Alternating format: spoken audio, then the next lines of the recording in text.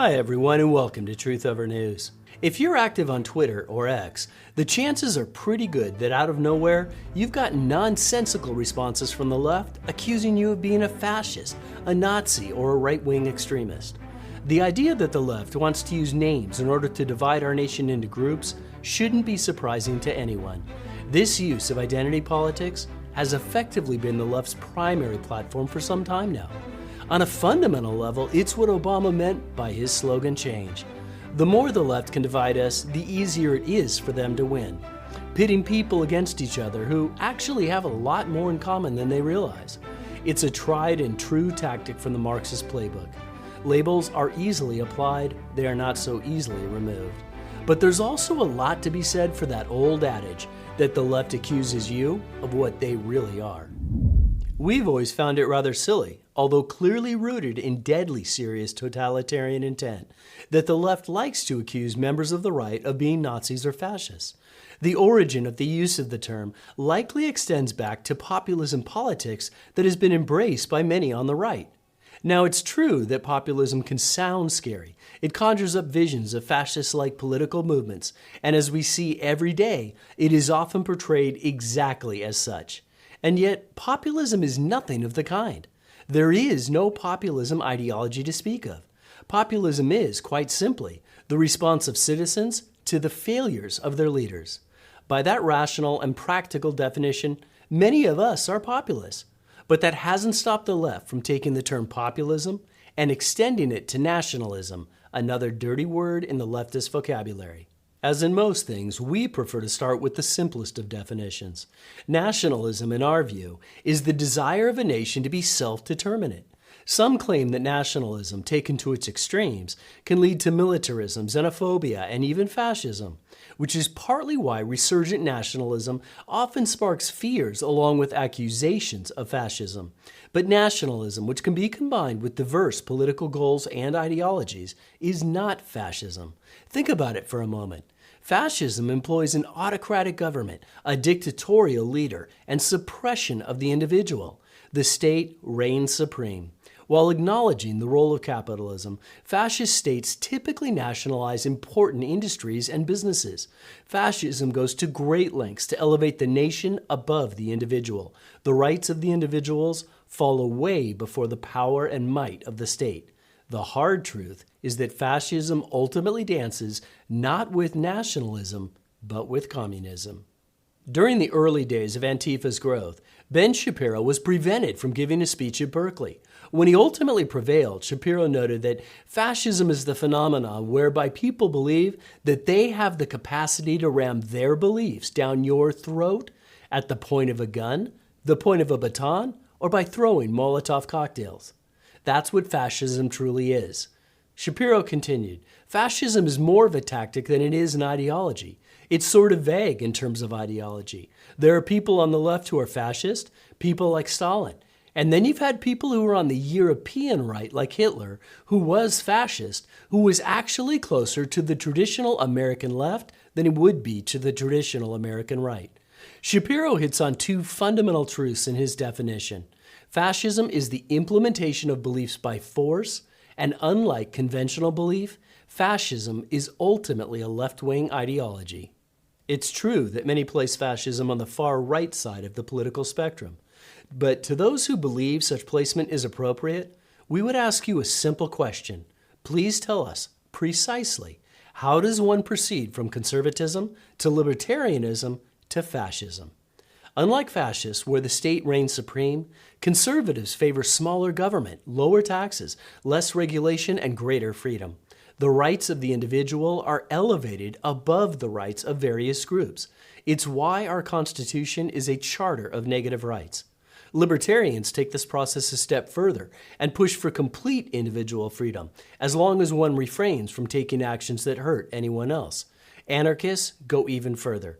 Anyone can do anything, period. As the following admittedly simplistic chart illustrates, the extreme right ends not with fascism, but a complete absence of government, anarchy. It is the left that ends in communism and fascism. This is part of what's so hypocritical, ironic, and outright false in regards to groups like Antifa. They refer to themselves as anti-fascists. It's literally what comprises their name. They also refer to themselves as anarchists. But forget about their words and labels for a moment and think instead of what they actually do. Their goals are to attack any whom they view as holding views opposite to their own. If you don't share their views, they will attempt to push them upon you by force. If you fail to adopt their views or oppose them directly, they will attack you in groups. The primary tactic of Antifa is to impose their views upon others through the use of force. As Shapiro noted, fascism is the phenomenon whereby people believe that they have the capacity to ram their beliefs down your throat by throwing Molotov cocktails. And unlike a true anarchist, Antifa does not believe that anyone can do anything. Like we said earlier, the hard truth is that fascism ultimately dances with communism.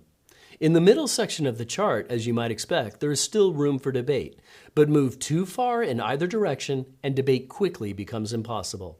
Now, admittedly, this chart is oversimplified. It provides important visual points, but they comprise elements rather than capturing the whole. However, there is another chart that captures the American political spectrum in much greater detail and helps to highlight the many nuances and subtleties that add complexity to our political beliefs. This multi-dimensional viewing of our political spectrum moves away from linearity, allowing more accurate ideological identification and placement.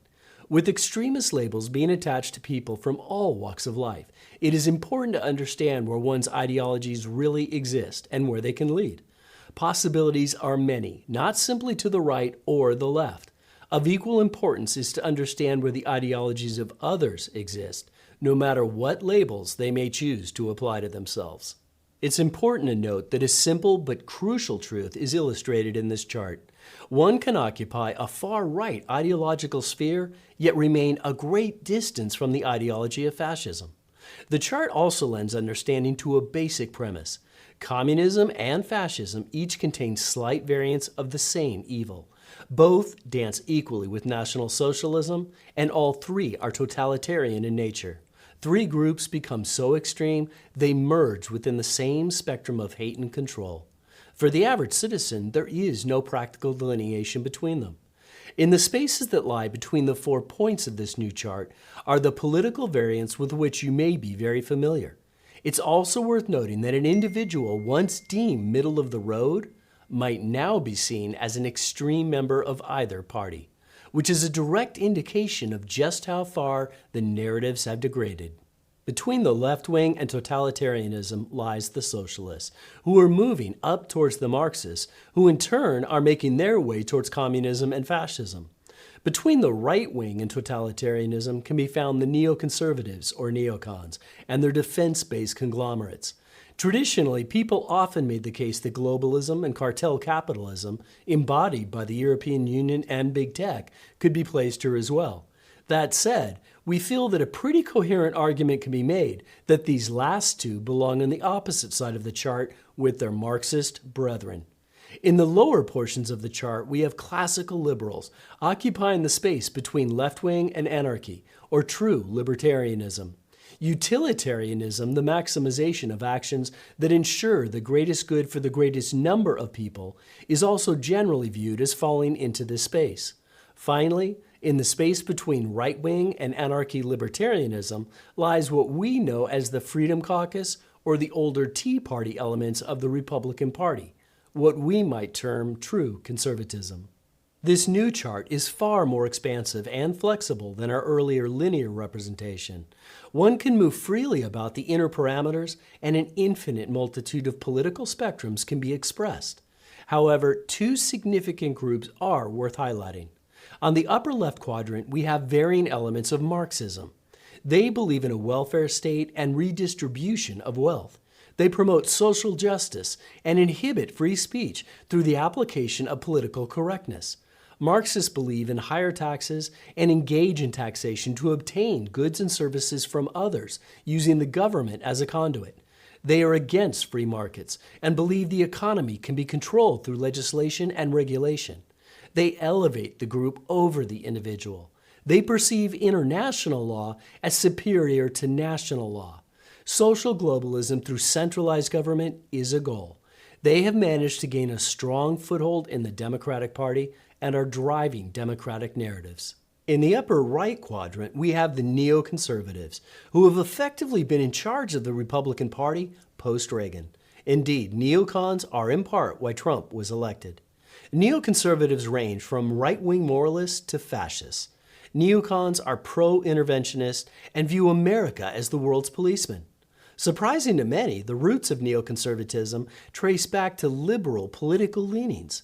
The original neocons were moderate or hawkish Democrats who became disenchanted with socialist tendencies that were present in the Democratic Party.